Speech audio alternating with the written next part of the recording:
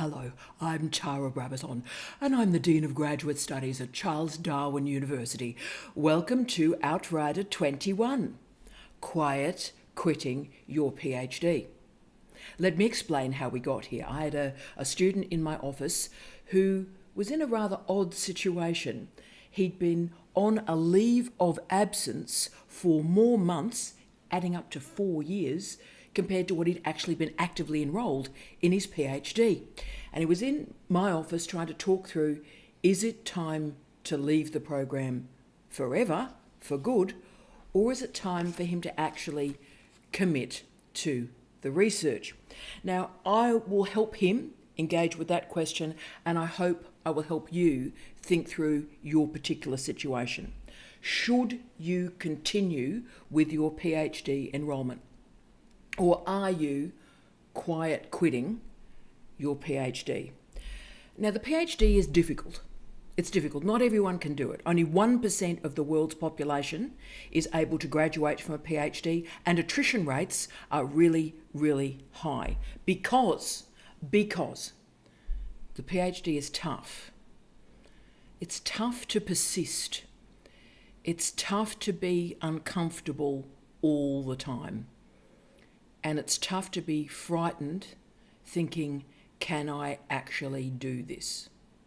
It's a difficult space. It's much easier to be enrolled in a PhD and not actually do too much about it. And I always tell the famous story, as most of you know, I'm a Western Australian, respect to all the West Australians out there. I'm a West Australian, and in my youth and my 20s, it was always fascinating because there's a place called Fremantle, or as we describe it in Western Australia, Freo.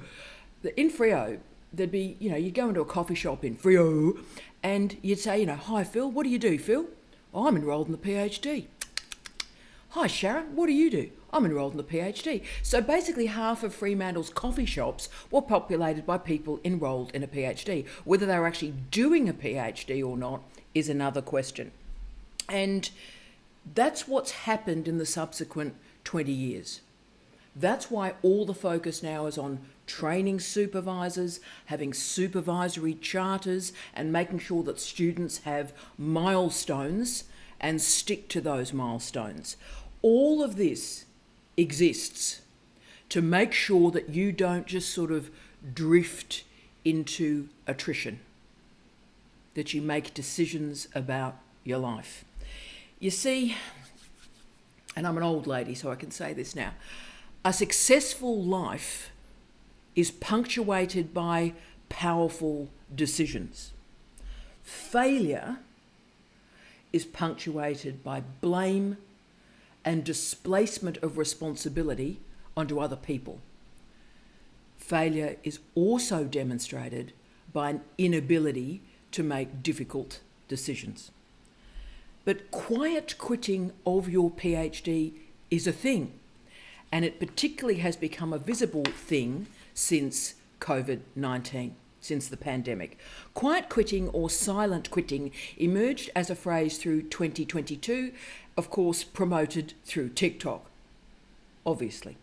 Quiet quitting describes the workers who do the basic requirements for a job, but with no initiative, no working overtime, no volunteering for extra tasks. So they're going through the motions to maintain their job and not too much more than that. And absenteeism is a real characteristic of this particular group. And I understand why this quiet quitting, silent quitting movement has emerged, because COVID-19 made all of us think about our relationship with paid employment, our relationship with work. So what I want you to do is think about, and this is hard, right? We're going to do some hard stuff today. What I want you to do is think about your relationship with your PhD right now. Are you actively engaged? Yeah, bring it, come on. Are you actively engaged? Are you not really engaged? Or are you actively disengaged? Okay. So it's the not engaged group that are significant, and they're detached from their PhD. And I understand how this happens. If your supervisor is exhausted, overworked, underskilled, not hugely interested, then a student can remain not engaged for months. Quiet quitting was also a way, though, to address chronic overworking that again particularly became visible through COVID-19, the 24/7 working, and employees being at the end of COVID exhausted and being angry, and therefore making a decision to re-establish working boundaries at the conclusion of the pandemic. Now, in the doctoral space, this type of movement is confirmed by the students who really suddenly make a decision to reimpose boundaries, to say, you know what, I am not responsible for my supervisor's publications. I am not responsible for managing the equipment in the lab. You know what, I'm not responsible for supervising the other students in this group. Now, at a certain point, those students are saying, you know what, I'm going to focus on my PhD, not those other students. And that's not quiet quitting. That's actually excellent. That's re-establishing boundaries. Do that. Now, Grant Cardone, in his work on quiet quitting and the silent resignation after COVID-19, argued that both these movements raise questions about the role of work in the building of our identity. He also makes the point, and this is a great point, I think, that there's no great job out there for us. The grass is actually never greener. Late capitalism, it's tough. Most of the jobs are pretty rubbish, okay? You're not going to go to anything great. Most jobs are damn difficult, okay? But I thought Michael Levitt's point was a really great one, and I've carried this forward in my life. Quote, quitting is an inevitable part of life. We quit something that is no longer serving us. End of quote. Excellent. So quitting has value. Stopping has value. The challenge, I think, with quiet quitting is it displaces accountability. It displaces decision-making through moments of stress and crisis. Now, Michael Terry argues that quiet quitting is passive and it increases helplessness. Okay, so what we've learnt from this new literature post-COVID about work is that quiet quitting is a short-term measure to recognise the boundaries around work and life, to help us think about, once more, what is important. But the trouble is it's also a denial, it's a blockage in making an important decision in our lives. So for the second half of this Outrider, I'm going to provoke you to make a decision. I want you to think about, have I been quiet quitting this PhD? And perhaps today is the moment to make a different decision. But before I move into that emotional space for decision making, to provoke you a bit, I want to start with a fact that very few people talk about, and I try and always talk about it, to be honest, and that is the intellectual ability of a student that graduates from a PhD and the student that attrits from a PhD is the same. So in other words, all sorts of people and organisations justify the reason students leave a PhD program, they attrit, is because they're not bright enough. That's rubbish. The students that graduate, the students that attrit have the same intellectual ability. They leave for a different reason.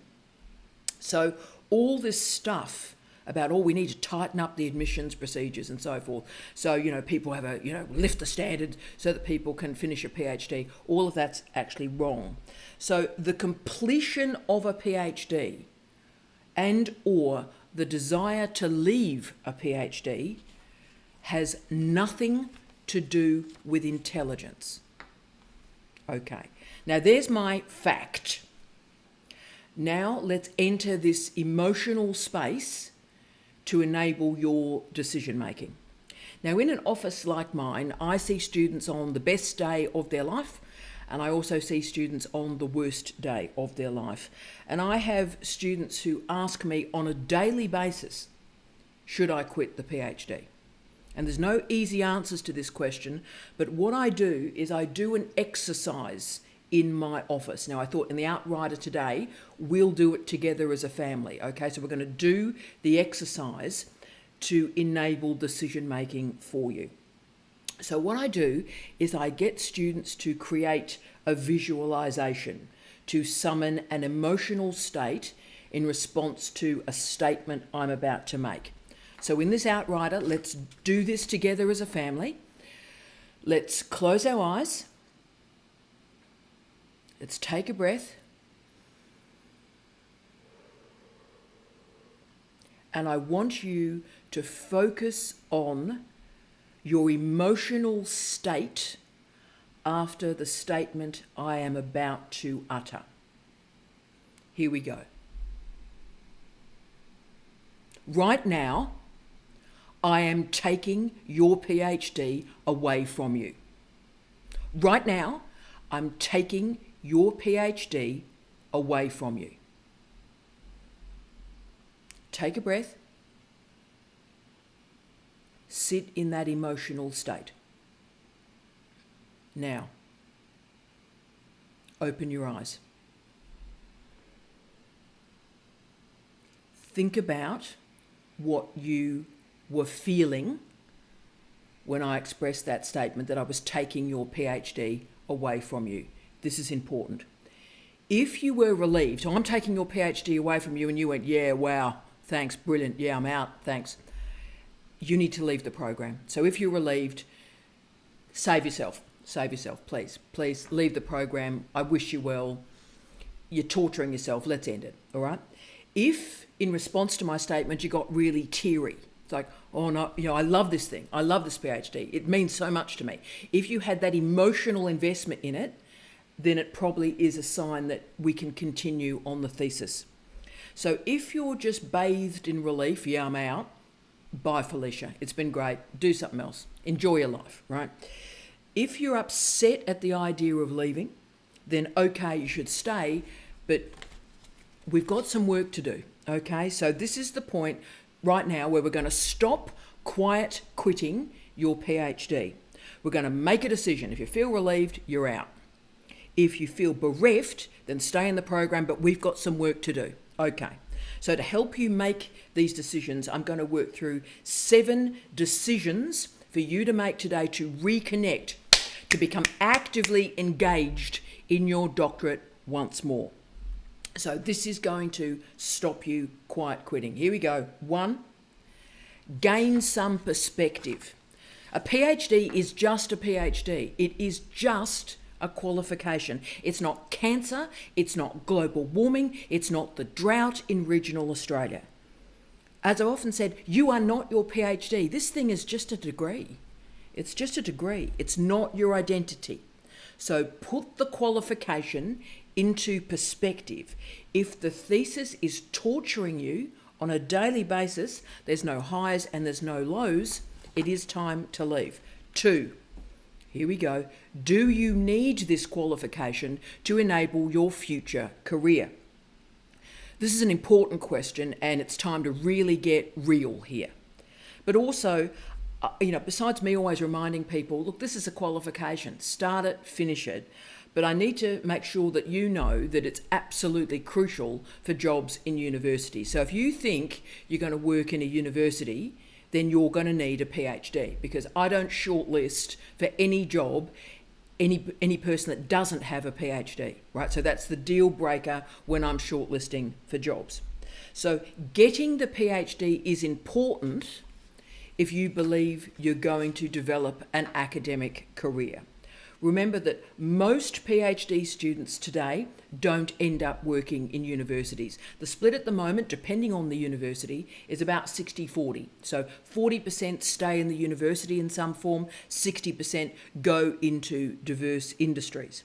Therefore, put the PhD into a clear frame. It's not a life's work.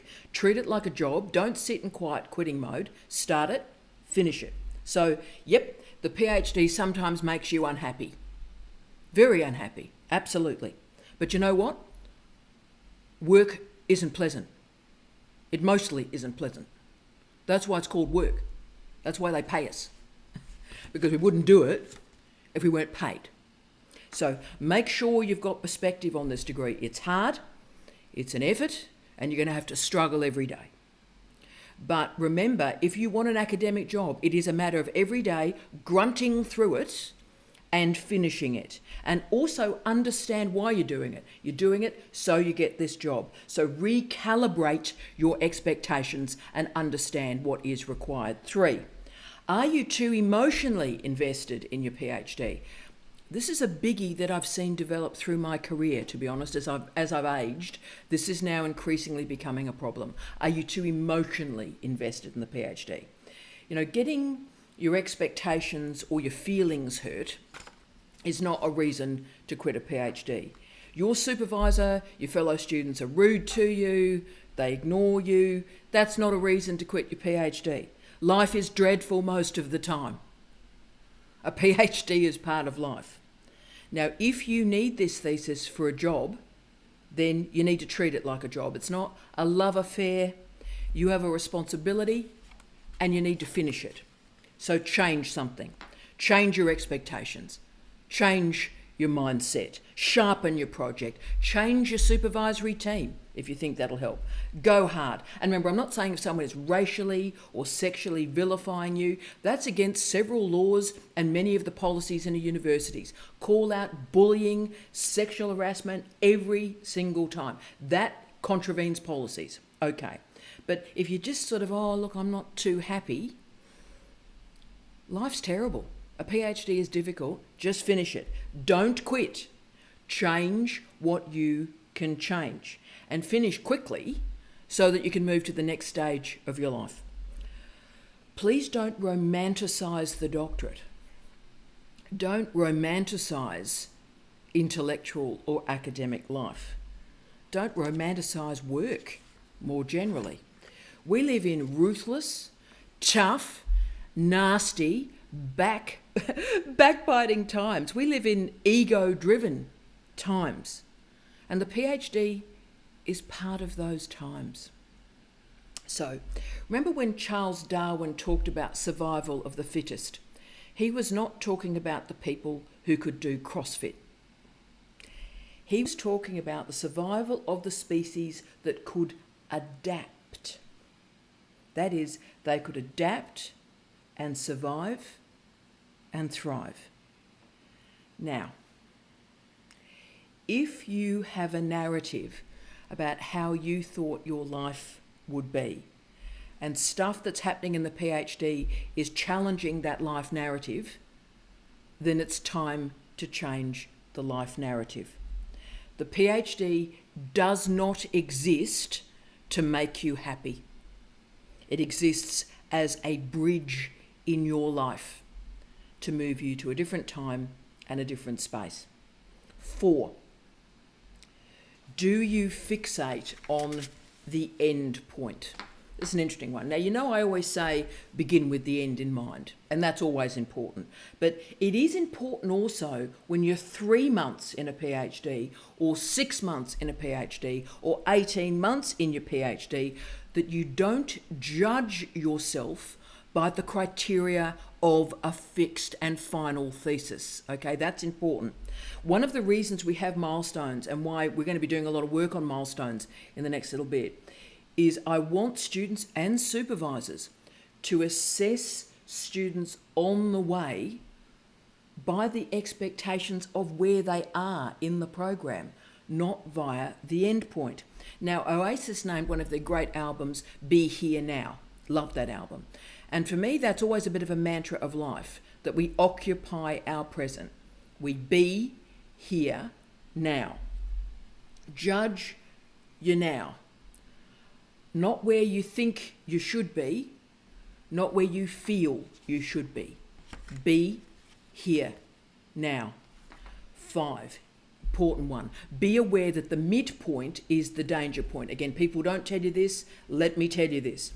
one of the reasons we run a mid-candidature review event, so the people in the middle of the thesis, and why that sort of training PD event is incredibly difficult. People are crying, people are sort of shouting, people are desolate. It's a very, very emotionally difficult professional development session to run.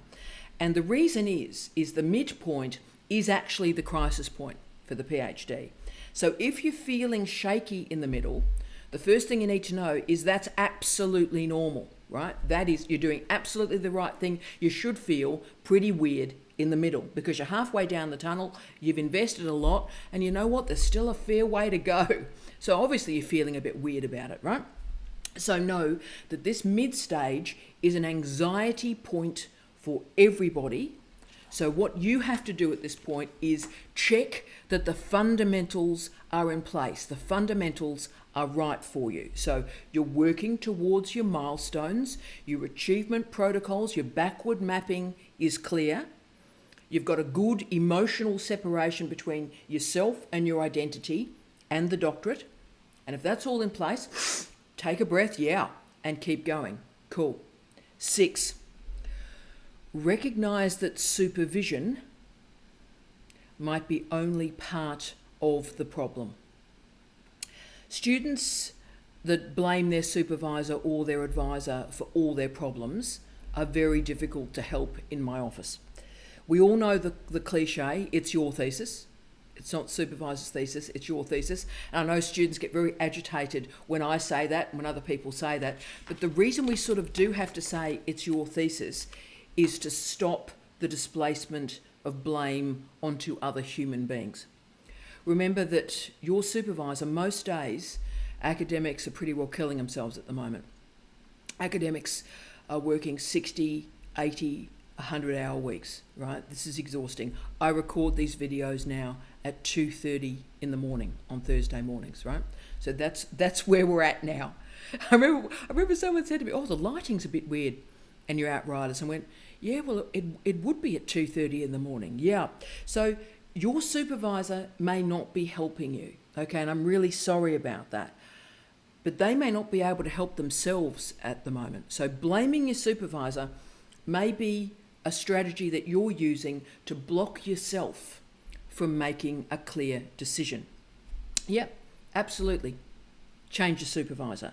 But recognize that if you haven't sorted yourself out first, so you've done the deep work, why am I doing this PhD, your commitment, your doggedness, your expectations, if you haven't done that work, then no supervisor can help you.